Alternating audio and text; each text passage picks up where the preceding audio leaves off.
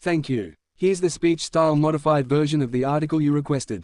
Growing up on Yamatji country, I often heard whispers, fragments of stories, echoes of a woman named Nannertgarrook. They came as legends, softened by time, polished by generations. They told us it was a love story, a beautiful Boonwurrung woman who fell in love with a merchant seaman, swept away by romance into the unknown. It sounded poetic, almost cinematic. But stories evolve, truths emerge, and I came to learn that what I had been told was not the full story. Not even close. It wasn't a tale of love. It was a tale of abduction, of slavery, of silence that lasted centuries. Nannertgarrook, my great-great-great-grandmother, was taken, not courted. She was a survivor, not a runaway. In the 1830s, she and other women from her clan, women, children, sister cousins, were stolen by sealers who roamed the Southern Ocean under the veil of colonization.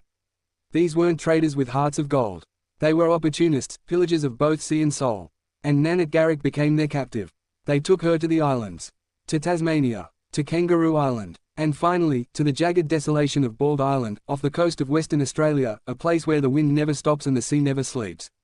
She wasn't a character in someone else's fantasy.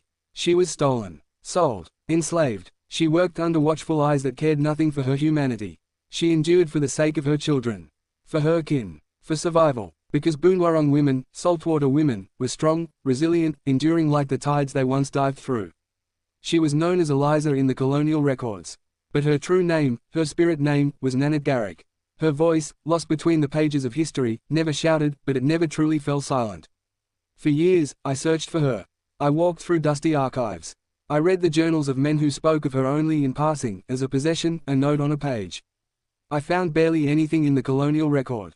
Just crumbs, just shadows. But in those shadows, I found power. Because history, as it's been written, has always erased women like her. So I wrote her back into existence. In my novel, I Am Nannertgarrook, I gave her the space to breathe, to feel, to scream, to dream. I gave her a voice, not because I could hear exactly what she said, but because I could imagine what it meant to live her life. I imagined her lying by the fire, her children nestled beside her, the scent of the sea in her hair, the stars of her ancestors burning above. I imagined the rituals, the songs, the dances. The ceremony of Ngarji, a celebration of whales returning to the bay, the sacred mother whale, Babay and Batail, gliding through ancestral waters. I imagined the salt on her skin, the warmth of ochre painted in sacred symbols across her chest. I saw her skin marked with the stories of her people, the tracks of swans, the curling lines of the sea, the language of the land etched into her flesh. This was her world, one of harmony, one of rhythm, one of belonging. And then it was torn away. When the sealers came, they didn't just steal women. They stole continuity. They ripped roots from the soil of culture. They tried to erase what could not be understood through the lens of colonizers. But they failed. Because even on the rocky shores of a desolate island, even when all hope seemed lost, women like Nannertgarrook carried their culture in silence, in ceremony, in memory.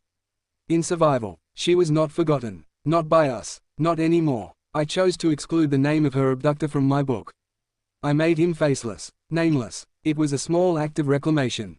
A refusal to give power to those who already took too much. Because the records, they remember the men.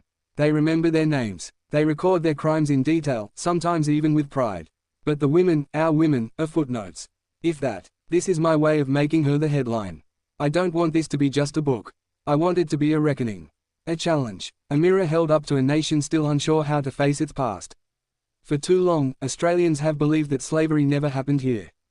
That it was something foreign, something distant. But my ancestor proves otherwise. She was kidnapped. She was sold. She was forced to labor. That is slavery. That is history. And yet, here I stand, her descendant, free to tell her story, determined to speak her name. We can't change what happened. But we can choose what we remember. We can choose whose voices we amplify. We can choose truth over comfort. Clarity over legend. So let me be clear, this is not a story of romance. This is a story of resilience. It's a story of women who swam through kelp forests, who dived with lungs that could outlast the tide. Women who raised children with no home but their hope. Women who carried culture across oceans of trauma. It's a story of survival. A story of land, of sea, of spirit. A story of Nannertgarrook. And may we never again romanticize the theft of a woman's life.